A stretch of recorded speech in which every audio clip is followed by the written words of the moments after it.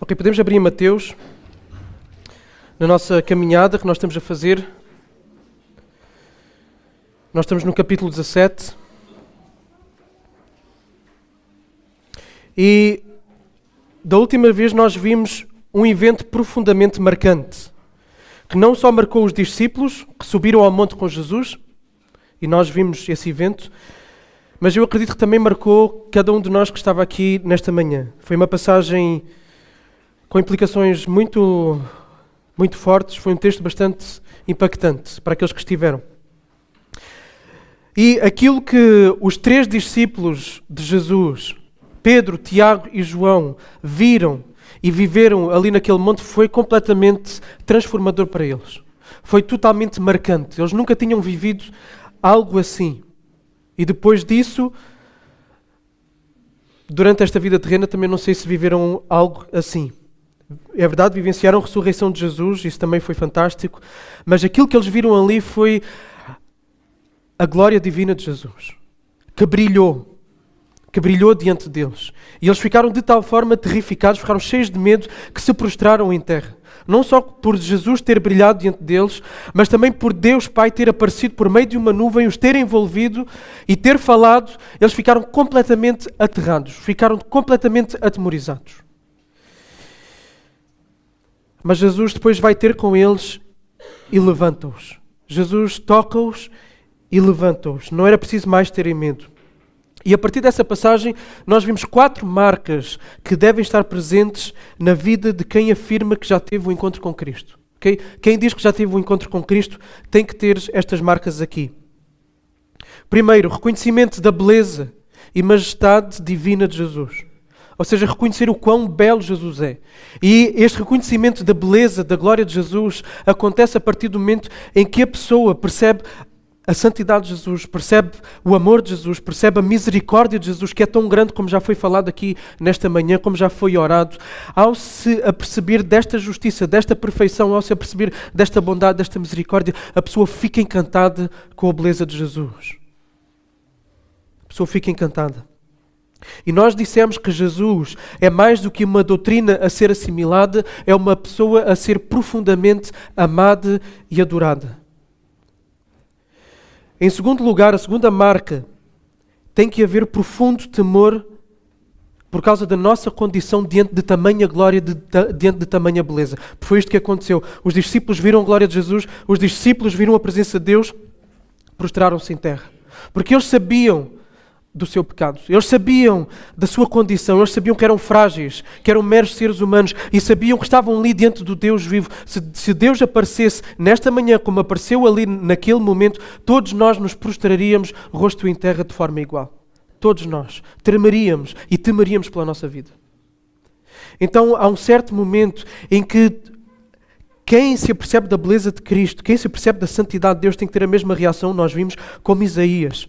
Dizer, ai de mim que habito no meio de um povo de lábios impuros, e eu mesmo sou um homem de lábios impuros. Então tem que haver este temor por causa da santidade de quem se está a contemplar. Por saber que não se tem justiça, não se tem mérito próprio. E a terceira marca, então a primeira é reconhecer a beleza de Jesus, a segunda é temer por causa dos seus pecados, e a terceira marca é que Jesus já veio até nós. Os discípulos estavam ali prostrados, estavam a temer pela sua vida. E o que é que acontece? Jesus aproxima-se deles e toca-os. E disse, não temam, não temam. E eles levantaram-se. Então quem quer que afirme que já teve um encontro com Cristo, tem que um dia já ter sido tocado por Jesus. Tem que um dia já ter sentido Jesus a dizer, não temas pelos teus pecados, não temas a condenação, não temas, levanta-te. Levanta-te. E essa pessoa pode então olhar com confiança para Deus. Essa pessoa pode entrar com confiança diante da presença de Deus por causa da obra de Jesus. E a quarta marca de alguém que teve um encontro genuíno com Cristo é que está num crescimento contínuo. Nós vimos que os discípulos, eles depois ao descerem, por terem visto Elias ali no monte, perguntaram, ok, então Elias vem, é isso? Elias virá. E Jesus diz, não, Elias já veio. E Elias sofreu. Da mesma forma eu vou sofrer. E quando Jesus falou que Elias sofreu, eles automaticamente se lembraram de quem? De João Batista. de João Batista. Então eles já começavam a entender as coisas, eles já começaram a encaixar as peças. E a verdade é que quem tem um encontro genuíno com Cristo irá ter um crescimento espiritual, irá perceber as coisas de Deus cada vez melhor, irá crescer no seu arrependimento, irá crescer no seu relacionamento com Deus, no seu amor por Deus, no seu serviço a Deus e ao próximo. Tem que haver um crescendo. Então estas são as 4 marcas de quem já teve o encontro genuíno, o encontro verdadeiro com Cristo. Agora, Jesus não ficou no monte. Pedro, Tiago e João certamente gostariam de ter continuado no monte. E qualquer um de nós, se tivesse estado naquele monte, queria ter continuado no monte. Quem é que não queria estar ali com Jesus, com Elias, com Moisés, com o próprio Deus daquela forma? Quem não queria? Então, mas eles tiveram que descer. E de facto, aquilo que eles vão encontrar quando vão descer vai ser frustrante. Não é somente o retorno ao sofrimento que aguardava Jesus e, por conseguinte, os próprios discípulos, mas é também o retorno a uma realidade que é totalmente oposta à realidade que eles viveram ali naquele monte. Um monte cheio da presença de Deus, para a realidade onde eles tinham estado até então com Jesus, no seu ministério, na Galileia. Aquilo que mais eles encontraram como reação da parte das pessoas em relação à pessoa de Jesus foi o quê? Incredulidade. Incredulidade. Hostilidade. Então eles vão descer e vão encontrar uma realidade frustrante. Então nós hoje vamos ver que o centro em torno do qual a nossa fé gravita, ou seja, em torno do qual a nossa fé está, vai determinar a genuinidade da nossa fé. Se é uma fé verdadeira ou não. Aquilo em torno do qual a fé anda é que vai dizer se essa fé é verdadeira ou não e vai determinar os resultados dessa própria fé. É isso que nós vamos ver hoje. Então vamos a Mateus 17, 13 a 21.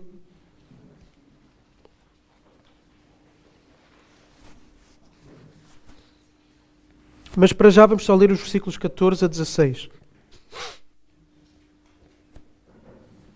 E diz assim: Quando chegaram junto à multidão, aproximou-se de Jesus um homem e, ajoelhando-se diante dele, disse: Senhor, tem compaixão do meu filho, porque ele tem convulsões e sofre muito, pois muitas vezes cai no fogo e muitas vezes na água. Eu o trouxe aos teus discípulos, mas eles não conseguiram curá-lo. Então os discípulos descem do monte e encontram agitação. Encontram uma multidão, encontram os discípulos e encontram os discípulos numa discussão com os escribas. E os discípulos que estão aqui são os discípulos restantes que não subiram com Jesus. Subiram com Jesus 3, estão ali os outros. Então Jesus e os 3 discípulos descem e o que eles encontram é uma agitação. Uma discussão que foi começada pelos escribas. E a parte dos escribas não está mencionada aí no texto de Mateus que nós lemos. Atenção, está mencionada no texto paralelo de Marcos. O mesmo evento que Marcos relata afirma isso. Então, assim que Jesus é visto, acontece o fenómeno que estava a acontecer sempre que Jesus era visto. As multidões aproximam-se de Jesus, as multidões vão cercar Jesus. E as multidões vão ter com Jesus e do meio dessa multidão destaca-se um homem.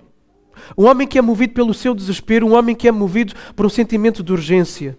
Um homem cujo filho é possuído por um demónio. E por ser possuído por um demónio tem convulsões e por causa dessas convulsões muitas vezes ele cai no fogo ou na água. Então a sua própria vida corria risco. Então temos este pai que está desesperado pelo seu próprio filho, angustiado pela iminência de ver o seu filho poder falecer. Então este homem aproxima-se de Jesus. O homem sabia que ele próprio não conseguia fazer nada.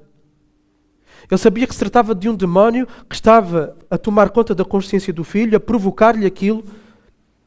E ele observa aquele caos. Ele observa aquela situação de angústia, de sofrimento tremendo e ele sabe que não pode fazer nada. Sentimento de incapacidade, de impotência. E é dos piores sentimentos que se pode ter na vida, sentimento de impotência diante do caos. Uma situação dramática. Quem já viveu situações dramáticas intensas, sem poder fazer absolutamente nada, ou tudo aquilo que fizer sabe que não vai mudar nada. Isso é altamente angustiante. Altamente angustiante. Então este pai estava assim, impotente, angustiado. E o homem quer ajudar o seu filho, o homem leva o seu filho aos discípulos. E qual é o resultado? Ele tem expectativa que os discípulos consigam libertar o filho, mas não conseguem. Não conseguem, não libertam o filho. Aquela solução que ele tanto esperava, que ele tanto ansiava, porque ele sabia que aqueles homens andavam com Jesus. Lá em Mateus capítulo 10 nós vimos que Jesus enviou os seus discípulos, 2 a 2, para pregarem o Evangelho, mas também para fazerem sinais, incluindo libertarem pessoas de demónios. Então certamente a fama dos discípulos ia atrás deles. E o homem tinha criado esta expectativa: é agora que o meu filho vai ser liberto, é agora que o meu filho vai parar de correr risco de vida. Mas não. Os discípulos não conseguiram. Então o homem vai ter com Jesus.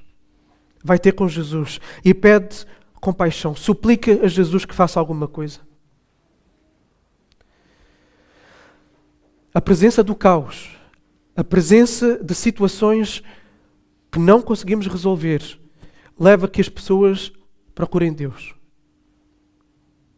Podem já ter tentado de tudo. O problema permanece. E se a afirmação de que o caos leva as pessoas a procurarem Deus é verdadeira, igualmente verdadeira é a afirmação de que quanto mais insolúvel é o caos que está diante delas, maior, mais intensa é a busca de Deus e de uma solução. Okay. E nós vemos pais que são capazes de fazer tudo pelos seus filhos, pela saúde dos seus filhos. Vemos maridos ou esposas que são capazes de fazer tudo quando a vida de um dos dois está em risco. E nós vemos isto ao longo das Escrituras. Pessoas que no meio do caos buscam a Deus. Temos o exemplo de Ana, uma mulher que ansiava ter um filho, mas não conseguia ter. Completamente desesperada, desconsolada. E aquilo que nós vemos em 1 de Samuel, capítulo 1, versículos 7 a 11, quem for rápido pode abrir lá. Então, 1 de Samuel 1, 7 a 11, diz: Ana, que então chorava e ficava sem comer, tal era a angústia dela. Então seu marido Elcana perguntou-lhe: Ana, porquê é que choras? Porquê é que não comes? Porquê é que o teu coração está tão triste? Não sou melhor para ti do que 10 filhos? Depois que comeram e beberam em Siló, Ana se levantou. Nessa ocasião, o sacerdote Eli estava sentado numa cadeira, junto a um pilar do templo do Senhor. Com a alma amargurada, Ana orou ao Senhor, chorou muito e fez o seguinte voto: Ó Senhor dos exércitos, se deres atenção à aflição da tua serva, se te lembrares de mim e não te esqueceres da tua serva, mas lhe deres um menino, eu o dedicarei ao Senhor por todos os dias da sua vida, e navalha não passará pela cabeça dele.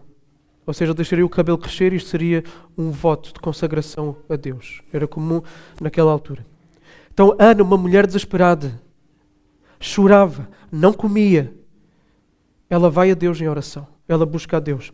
Outra situação que podemos mencionar é a situação de Jonas. Jonas, um profeta que é enviado por Deus a pregar a uma nação completamente perversa, maldosa e cruel. E ele não quer ir, porque ele acha que eles não merecem.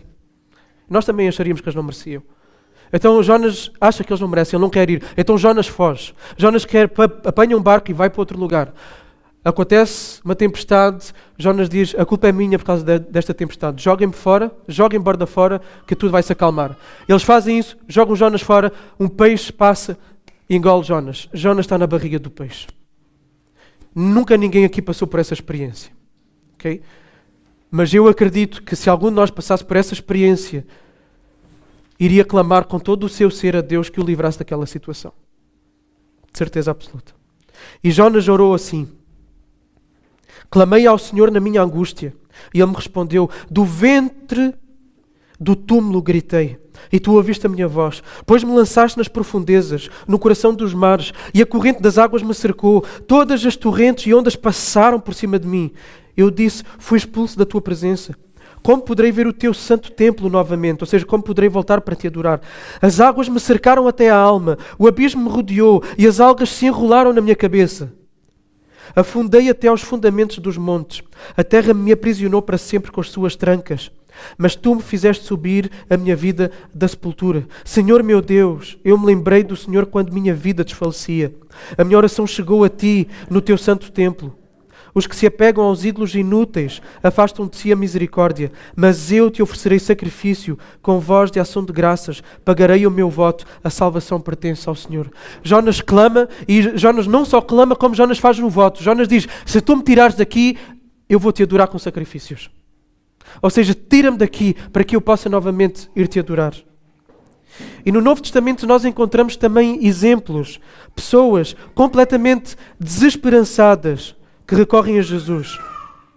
Vemos pessoas doentes, como vemos aquela mulher que tinha aquela hemorragia há anos, e ela já tinha tentado de tudo, já tinha ido ter com todos os médicos não resolveram a sua situação. Ela no seu desespero vai ter com Jesus. Então vemos várias personagens que no seu desespero, um pai que está desesperado porque a sua filha está às portas da morte, e eventualmente ela até morre, desesperado vai ter com Jesus.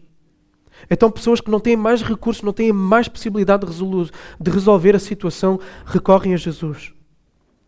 Quando falta esperança, quando o caos está instalado, se surge a possibilidade mínima e real de uma solução para aquela situação, o que é que a pessoa normalmente faz? Agarra-se com tudo a isso. Agarra-se com tudo. Deposita toda a sua esperança nisso. Deposita a sua expectativa nisso. Coloca a sua confiança nisso. Ela lança-se à única coisa que parece trazer a resolução para o seu caos. Ou seja, a fé nasce no meio do caos. A fé nasce perante problemas que se querem resolvidos a todo o custo. Nenhum de nós aqui pode dizer que tem fé se não houve um momento em que se deparou com a impossibilidade de resolver uma situação. Ninguém pode aqui dizer que tem fé se não se deparou com o caos, com o desespero por uma resolução, com a angústia face à dor. Agora, este caos pode ser de vários níveis, pode ser de relacionamentos, num casamento, num namoro, num noivado, de uma amizade, pode ser no contexto escolar ou profissional, diante do fracasso, em alguma destas duas áreas, pode ser na saúde, uma doença crónica, uma doença terminal, pode ser emocional como uma depressão, ansiedade, pode ser espiritual, o vazio existencial, uma culpa insuportável na consciência, falta de sentido, falta de paz na consciência diante de Deus. O caos pode ser qualquer uma destas coisas. E a fé, a busca por Deus, a busca por uma solução, a busca por uma resolução, nasce quando nós estamos diante do caos. Sempre que problemas rebentam, ou sempre que problemas ameaçam rebentar, ou até mesmo quando tudo está bem, nós temos a noção de que essas coisas que permitem que tudo está bem, que se forem removidas tudo colapsa. Nesses momentos, nós depositamos confiança naquilo que nos pode trazer a segurança, naquilo que nos pode trazer o conforto, naquilo que pode trazer a resolução da nossa situação.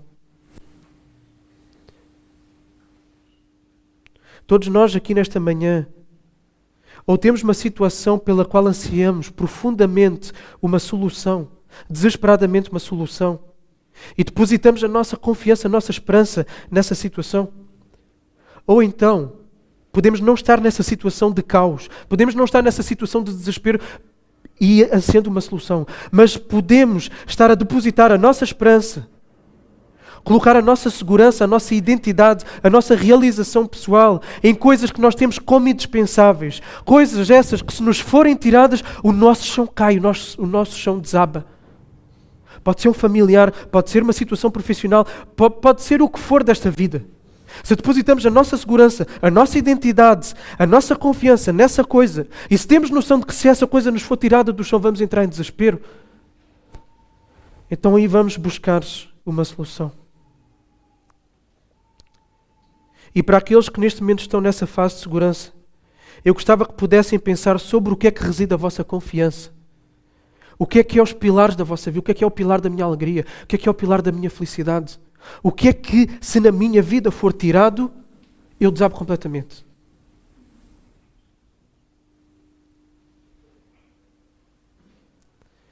Então a fé surge no meio do caos. Agora vamos falar sobre a fé falsa. Uma fé falsa.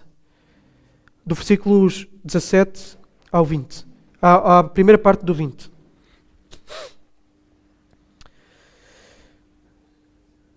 Mateus 17. Então respondeu Jesus.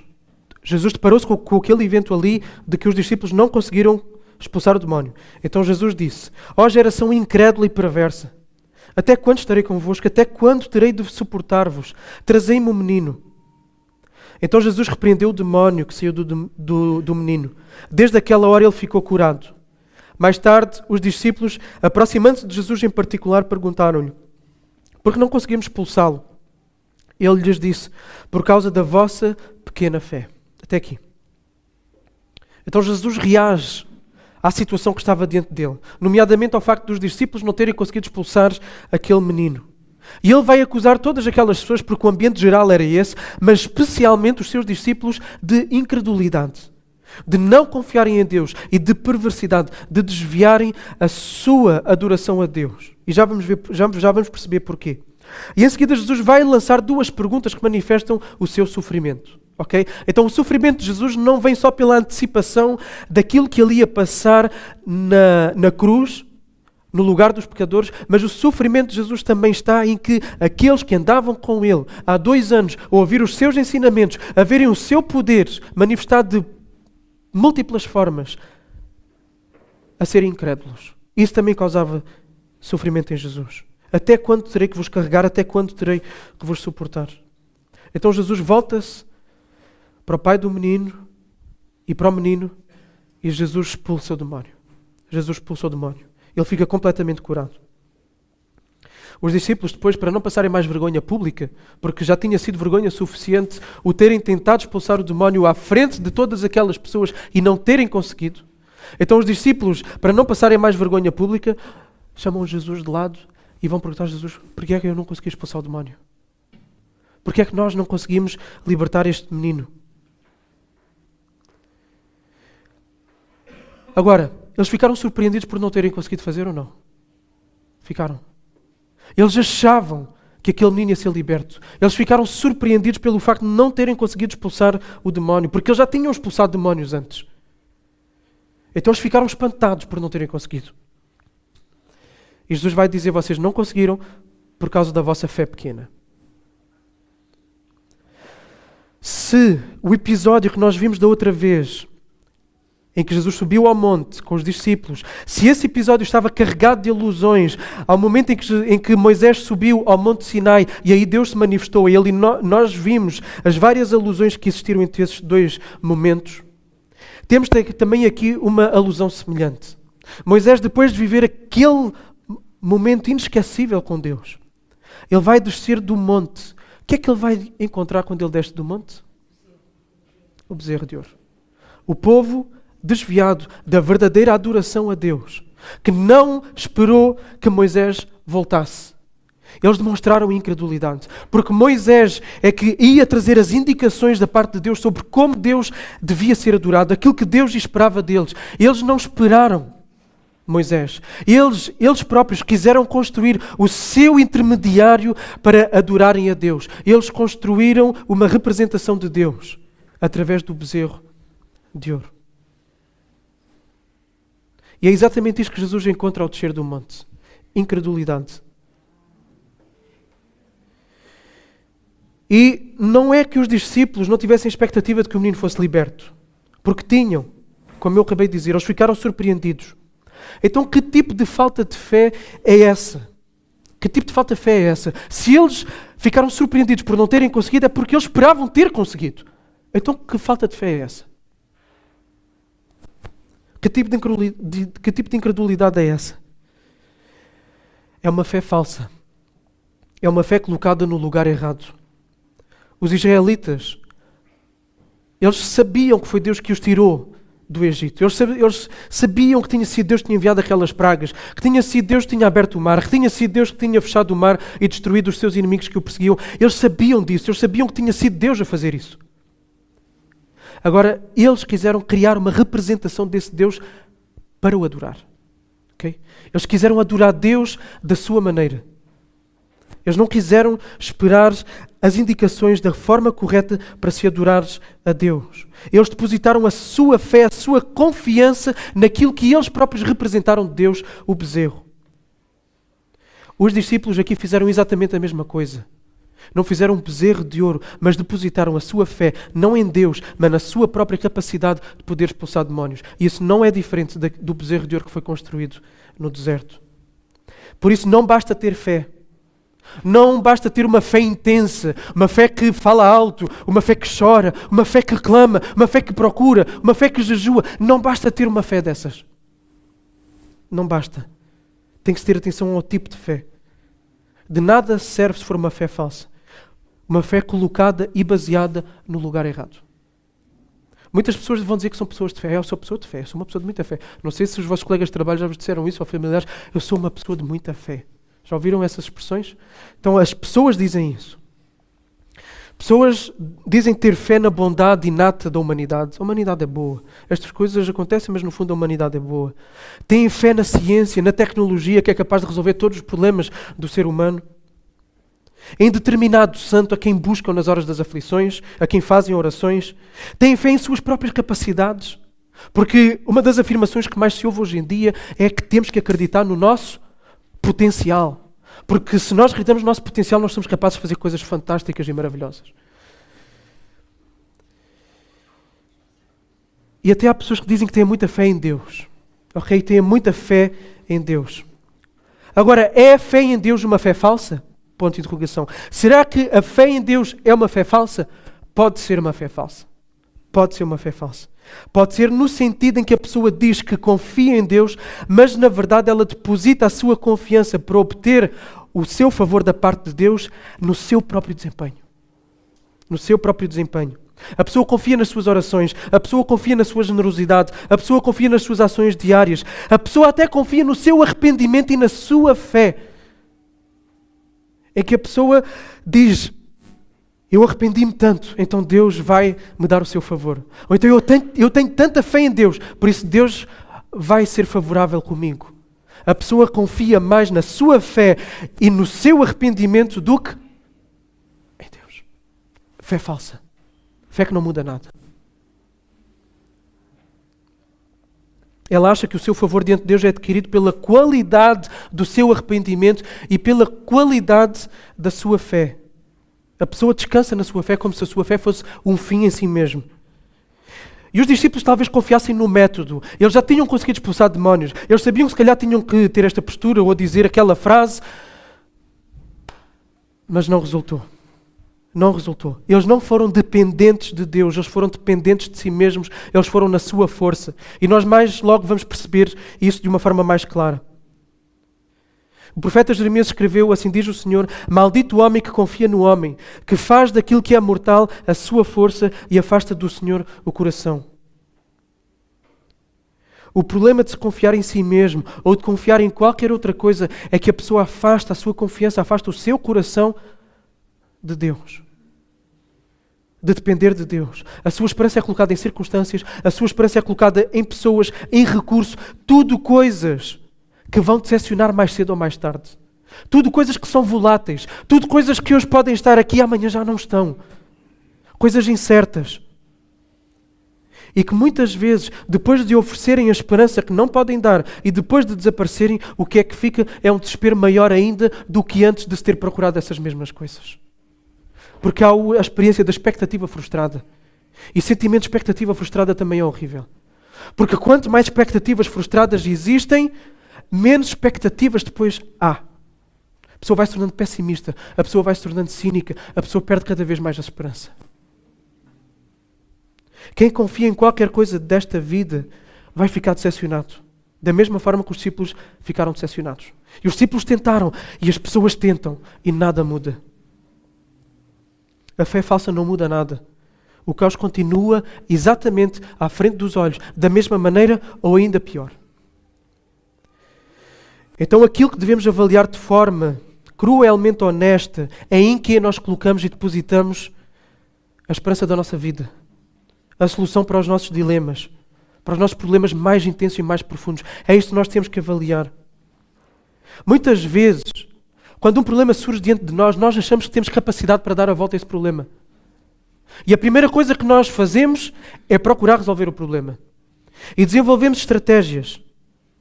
Seja um problema que surge no relacionamento, uma injustiça que é vivida no trabalho, vencer um pecado, etc. Elaboramos estratégias, disciplinamos-nos, decidimos agir desta e daquela forma. E a verdade é que muitas vezes não só a coisa muda, como tudo corre ao contrário. Não sei se já passaram por essa experiência, de querer resolver a situação e tudo correr ainda pior. Ou então colocamos a esperança da satisfação das nossas necessidades, a esperança da nossa realização pessoal, a segurança de quem nós somos, da nossa identidade, da nossa verdadeira alegria, da nossa felicidade em circunstâncias da vida. Pode ser um casamento em que colocamos a satisfação da nossa realização pessoal num casamento. A nossa alegria, a nossa felicidade pode estar baseada na criação de filhos. A nossa alegria pode estar baseada num certo nível de vida financeiro, numa estabilidade. E nós colocamos aí a nossa confiança. E quando essas coisas desaparecem, o que é que acontece? O que vamos encontrar no fim de tudo é decepção. O que vamos encontrar no fim de tudo é que andamos a correr atrás de coisas que são ilusão. Agora, é verdade que Deus dá inteligência, é verdade que Deus dá recursos, é verdade que Deus dá sabedoria, é verdade que Deus dá pessoas à nossa volta, que Deus dá a ciência à disposição para se lidar, para procurar resolver estas situações. Mas a prova de que nós confiávamos mais nessas coisas do que em Deus está em que se essas coisas não resolvem a nossa situação, o nosso desespero dispara a 500%. Nós colapsamos. Isso demonstra que nós esperávamos mais nessas coisas do que no próprio Deus. Isto é verdade para a vida espiritual também. Quantas vezes nós não esperamos vencer a negligência da vida de oração e da leitura diária da Bíblia? Quantos de nós aqui já não fizemos muitas vezes o compromisso connosco próprios? Eu agora vou começar a orar mais, eu vou começar a ler mais, vou ler X capítulos. Quantos de nós já não fizemos votos destes connosco próprios e com Deus? Especialmente quando começa um ano novo. E nós colocamos isso, elaboramos estratégias, fazemos planos de leituras. Ou então, quantas vezes já não procuramos elaborar estratégias para vencer determinados pecados? E por meio do esforço, por meio da determinação, por meio da disciplina, por meio da consagração pessoal, não procuramos resolver ou essas negligências ou esses pecados. Mais uma vez, o esforço faz parte, a disciplina faz parte, a determinação é importante. Mas será que confiamos mais nisso do que em Deus, que diz que opera tanto o querer quanto o efetuar? Que é o Espírito Santo que está em nós e que devemos depender mais dele do que os nossos próprios recursos e a nossa determinação. Isto não quer dizer que não temos que ser determinados, mas isto quer dizer que eu sei que eu só vou conseguir e eu só vou levar avante a minha determinação porque aquilo que nós somos menos é determinados. Surgem logo outras coisas, distrações, nós desistimos logo. Por isso nós sabemos que não podemos depender da nossa determinação. Sabemos que a nossa determinação poderá permanecer se isso for uma graça a Deus. Por isso quem nós vamos recorrer é a Deus. Ok? É a Deus. O mesmo pode ser dito em relação à nossa salvação. Nós não obtemos o perdão dos pecados da parte de Deus. Nós não obtemos a paz com Ele por meio da intensidade de um arrependimento. Por meio de uma oração sincera.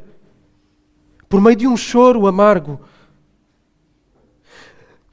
Se depositares a tua confiança numa oração que fizeste um dia para a tua salvação, estás tramado. Se depositares a tua confiança naquilo que sentiste quando foi pregado o Evangelho e tu emocionaste, aquilo mexeu contigo, sentiste culpa e depois até sentiste alívio. Se depositas a tua confiança de salvação nisso, então não estás salvo. É uma fé, é uma fé e uma esperança que são vãs. Uma pessoa não é salva pela sinceridade da sua oração, nem pelo choro do seu arrependimento, nem pelo sentimento de culpa.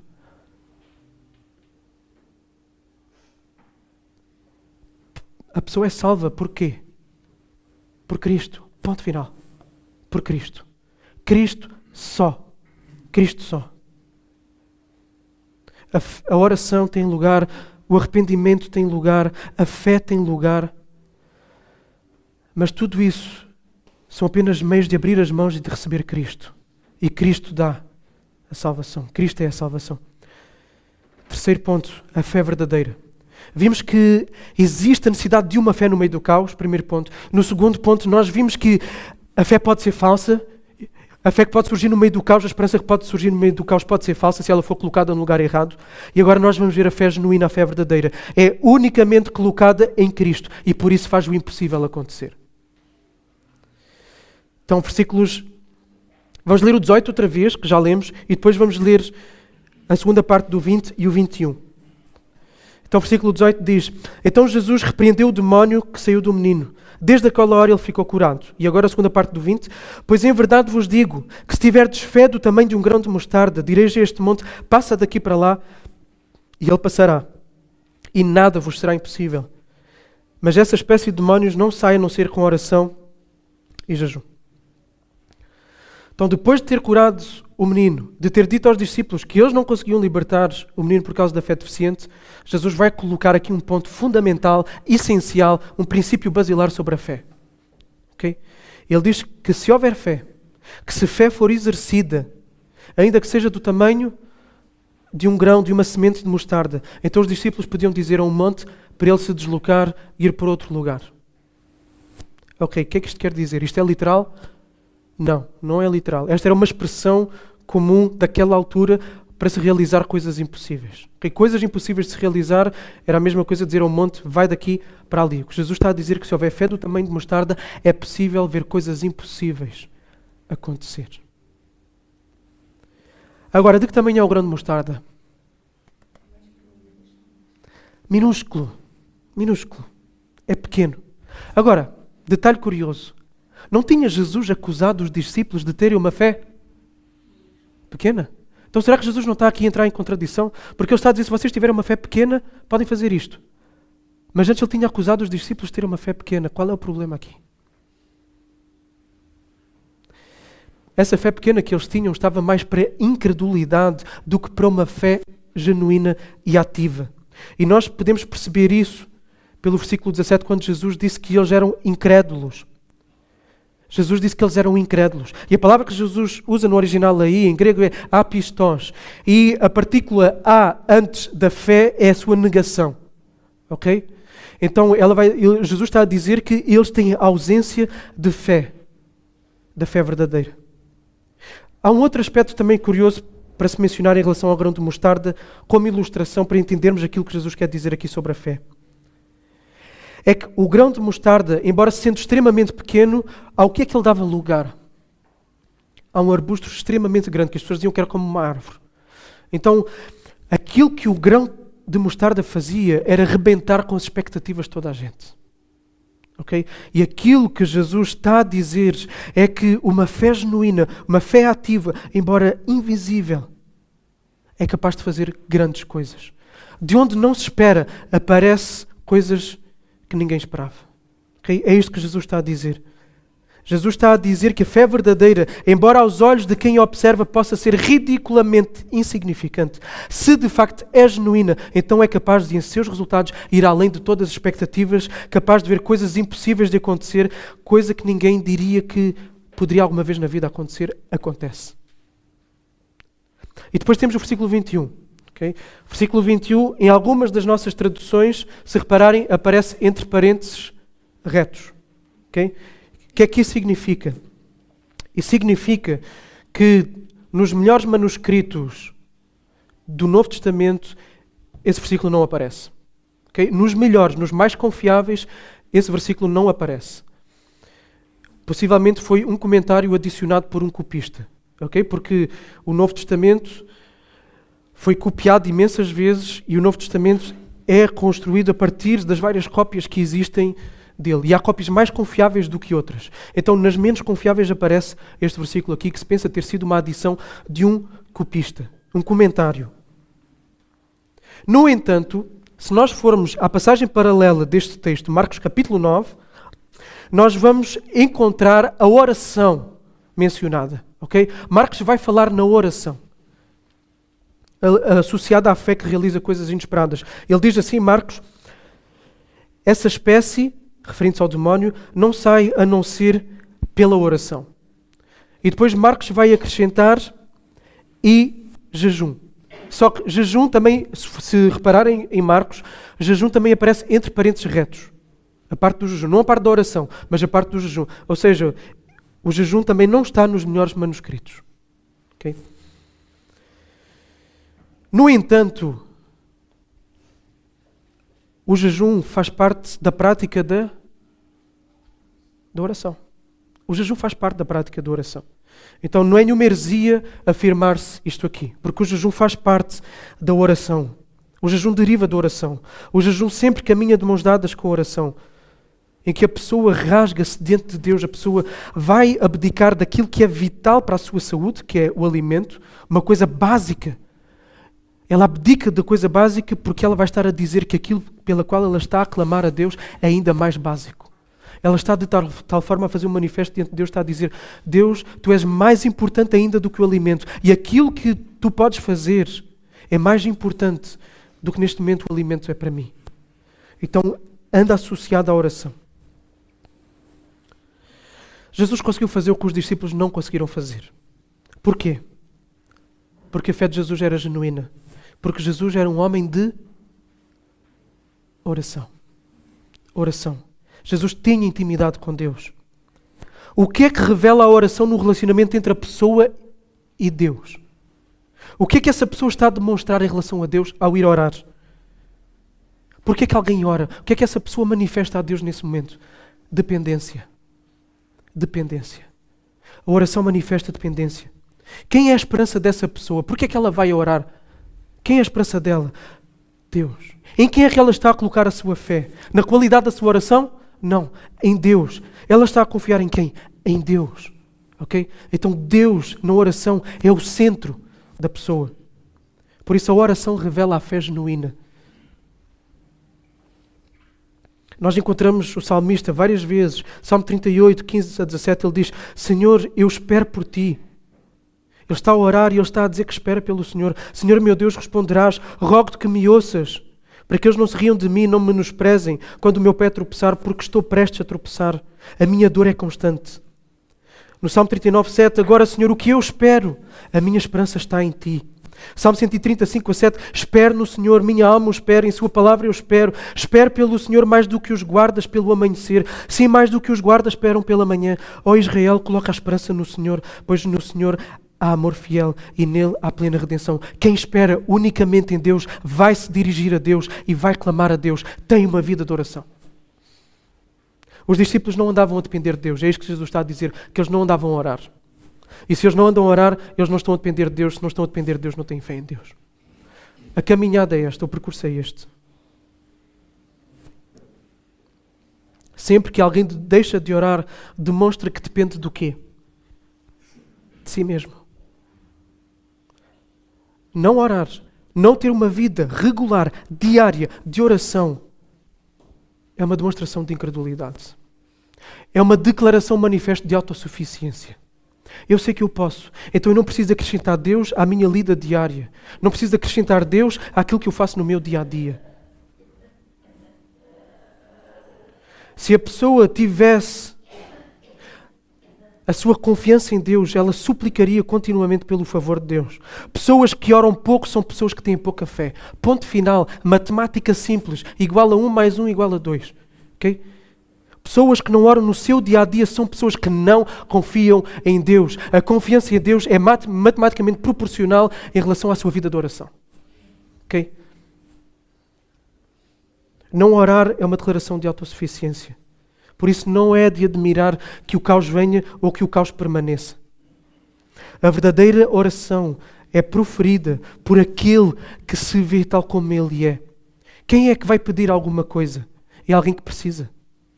Então, se alguém não vai pedir uma coisa que precisa, está a demonstrar que consegue gerir por si mesmo. Qual é a primeira bem-aventurança de Mateus? Que está em Mateus, que Jesus disse: bem-aventurados os pobres de espírito, os mendigos de espírito, aqueles que sabem que não têm absolutamente nada. Quem sabe que não tem nada, vai pedir. Vai pedir.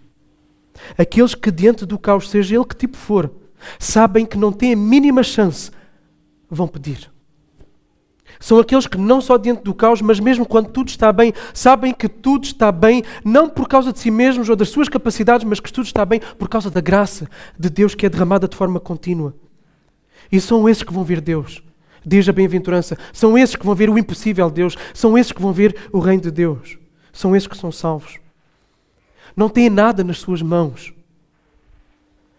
a não ser algo insignificante, algo minúsculo, algo desprezível, uma fé. Algo que aos olhos de muito é ridículo, mas é essa fé não neles próprios, não naquilo que eles podem fazer, mas a fé em Cristo, naquilo que Ele fez ao morrer na cruz, ao adquirir o perdão dos pecados, ao ter ressuscitado ao terceiro dia. É essa fé que lhes vai dar a paz com Deus e que lhes vai dar a certeza que eles são cuidados por um Deus que pode todas as coisas e que segura tudo aquilo que existe neste universo. Noé foi considerado louco. Nunca tinha chovido na face da terra. Nunca. Não se sabia o que era chuva. E Noé está a dizer, vai chover e a terra vai inundar. Imaginem. E ele prega isso. Ele começa a construir um barco. Não só ele prega que vai chover, mas ele constrói um barco enorme. Ele teve uma fé como um grão de mostarda. E o que é que aconteceu? Choveu, a terra foi inundada, morreu tudo aquilo que não entrou dentro da arca. Animais e pessoas. Abraão, se contasse que teria um filho aos 100 anos, o que é que as pessoas diriam dele? E Sara, também com essa idade. Iriam ridicularizá-lo. Mas Abraão, em seu coração, creu na promessa de Deus. E dessa fé, que muitas vezes se revelou débil, uma fé que nem sempre confiou em Deus e por isso mentiu várias vezes, Abraão mentiu. Então, mesmo nessa fé, coisas impossíveis aconteceram. Um filho nasceu e por meio desse filho, todas as famílias da terra foram abençoadas, mesmo no meio de uma fé débil, mas uma fé genuína. Moisés trocou as riquezas, o conforto, o status que ele tinha na corte do Egito por algo que nem ele mesmo sabia o que esperar. E o que é que acontece? A libertação de Israel e o estabelecimento de uma nação. David, pequeno que nem um grão de mostarda, enfrenta um gigante que ninguém conseguia fazer-lhe frente. E ele, com uma pedrinha pequena, derruba o gigante que tinha uma lança que pesava quase 7 quilos. A fé faz o impossível. Em que nome é que Davi foi enfrentar aquela batalha? No nome do Senhor dos Exércitos. A confiança de Davi não estava nas pedrinhas, a confiança de Davi estava no Senhor dos Exércitos. Jesus Cristo abriu mão do conforto da sua glória junto de Deus Pai. Ele que era Deus, não usurpou, não teve consideração por ser igual a Deus, mas Ele fez-se homem, Ele se esvaziou, Ele colocou-se nas mãos daquele que Ele mesmo havia criado e que Ele sustenta. E da sua palavra, se Ele disser morre, a pessoa morre. E Ele sujeitou-se a estar nas mãos dessas pessoas para ser ridicularizado, para ser abandonado, para ser traído, para ser crucificado numa morte humilhante.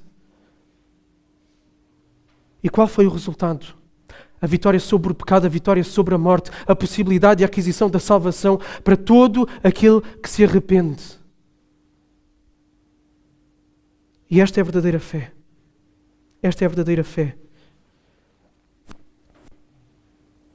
Aquele que se humilha, aquele que se faz pequeno, aquele que sabe que a única coisa boa que pode vir é da parte de Deus, então esse aí é exaltado. Tal como estes aqui foram. Noé, Moisés, Abraão, David e o próprio Cristo.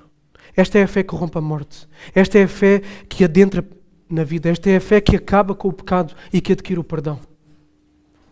Essa mesma fé que confia e depende unicamente em Deus. Sabe que só Deus é capaz de fazer todas as coisas. Sabe que Ele criou tudo a partir do nada. Sabe que Cristo é o mesmo ontem, hoje e amanhã. Sabe que Jesus curou e pode curar hoje. Sabe que Jesus libertou e pode continuar a libertar. Sabe que Jesus domina a natureza, domina tudo absolutamente que existe.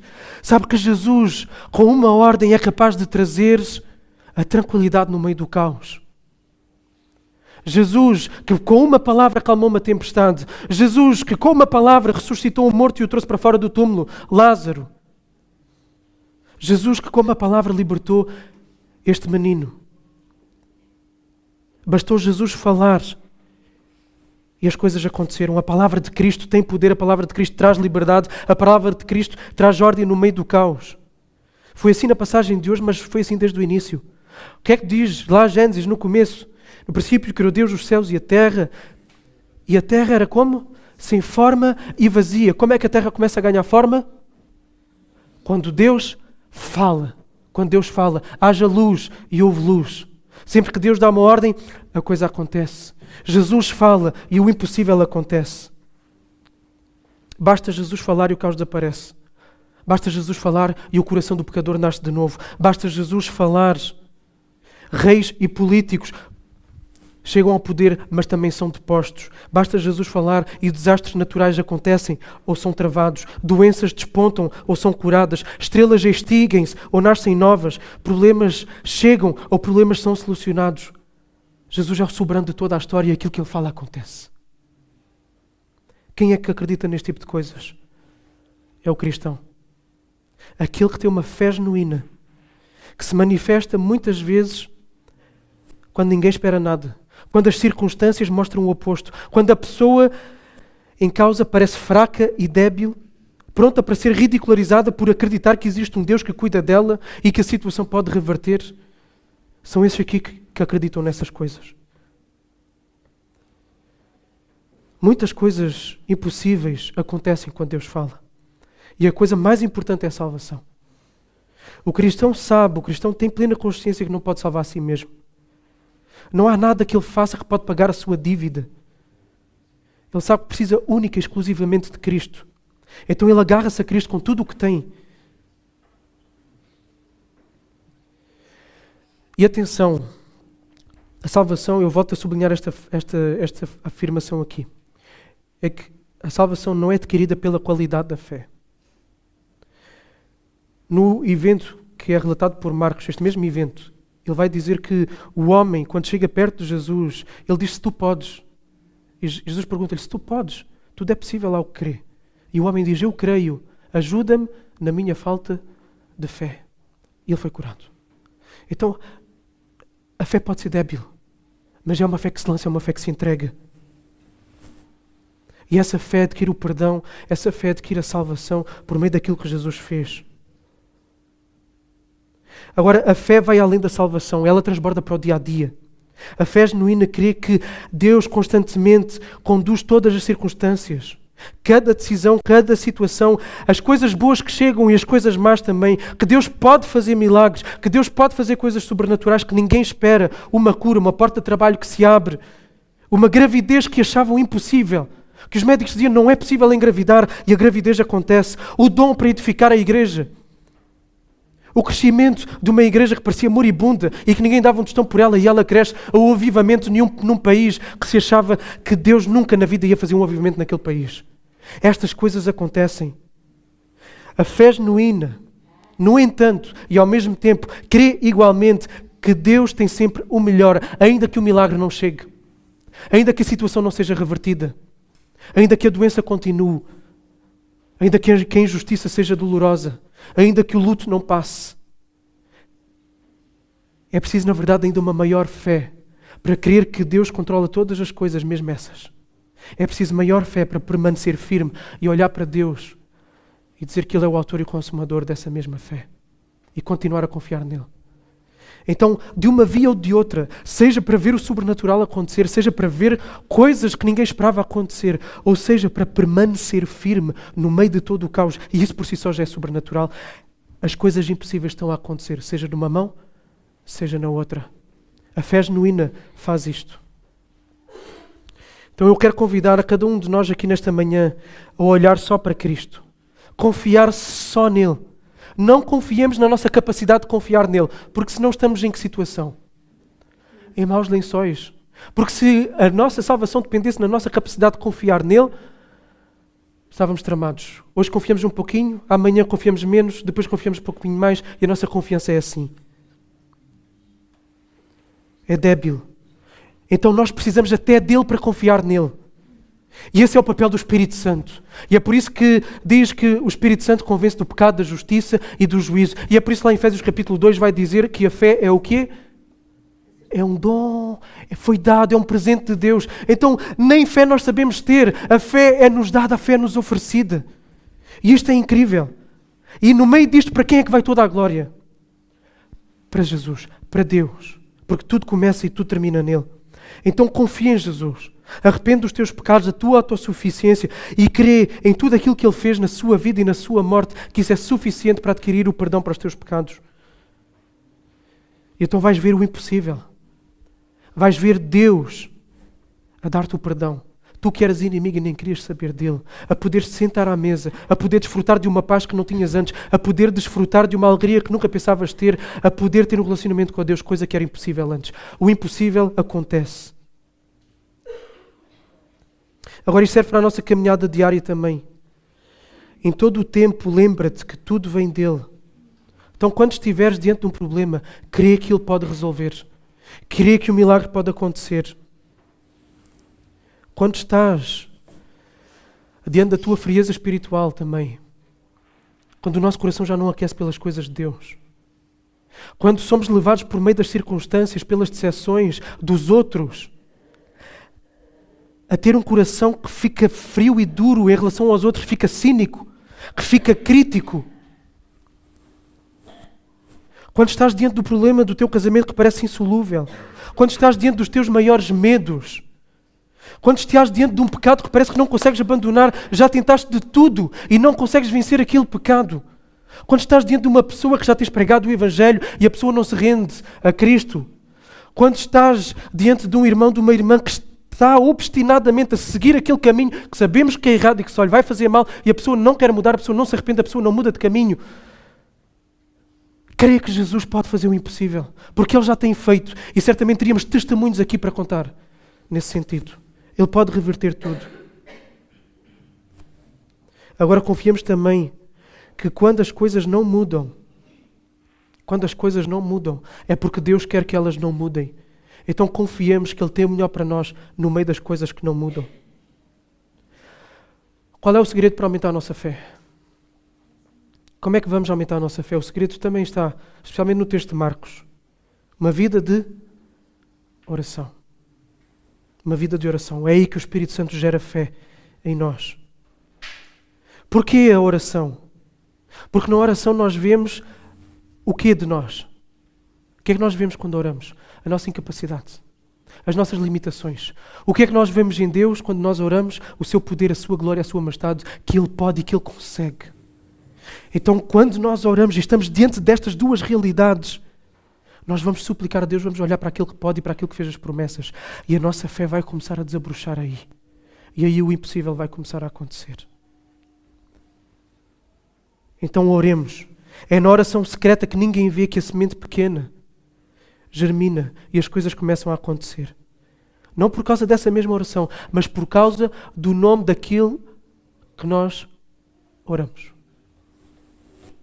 Então entreguemos a oração individual.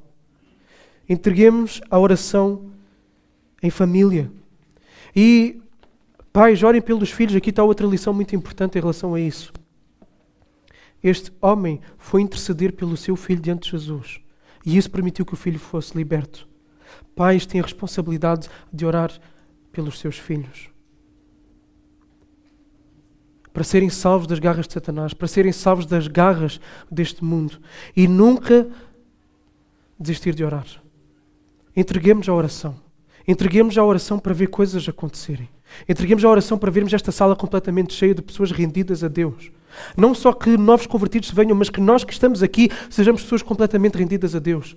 Oremos para que avivamento aconteça na nossa cidade. Oremos para que nossas boas obras brilhem nesta cidade também e possamos ajudar aqueles que estão em necessidade. Oremos para que a glória de Deus seja disposta diante dos olhos, não só dos nossos, mas de quem está à nossa volta. Vamos orar. Jesus, te damos graças. Te damos graças. Porque tu nos dás aquilo que nós não conseguimos elaborar por nós próprios. Tu nos dás fé. Senhor, ajuda-nos a ser-te eternamente gratos. Porque sabemos que de outro modo nunca conseguiríamos ir a ti e ter o teu perdão. Perdoa-nos os nossos pecados, Senhor. Perdoa-nos quando nós depositamos a nossa esperança, a nossa confiança noutras coisas que não em ti. Quando nós depositamos a nossa segurança, a nossa alegria em coisas que só vão trazer frustração e decepção. Tu nunca trazes porque tu não mudas. Tu não és volátil. Tu és o mesmo ontem, hoje e amanhã. Por isso podemos confiar inteiramente e plenamente em ti. Senhor, e quando nós confiamos inteiramente e plenamente em ti, nós vemos as coisas impossíveis acontecerem. Nós vemos crescimento em santidade. Nós vemos o nosso amor por ti crescer e isso é coisa que naturalmente é impossível. Vemos o nosso amor pelo próximo crescer e isso também é impossível por nós mesmos. E vemos outro tipo de milagres, mas esses são os maiores. E Senhor, damos graças por esses milagres acontecerem. Te peço que nesta manhã não haja aqui ninguém que não deposite a sua confiança completa em ti. Te peço que não haja aqui ninguém nesta manhã que não deposite a esperança e a confiança da sua segurança, da sua alegria, da sua felicidade, que não seja em ti. Senhor, suplicamos por esta graça e misericórdia. Em nome de Jesus. Amém.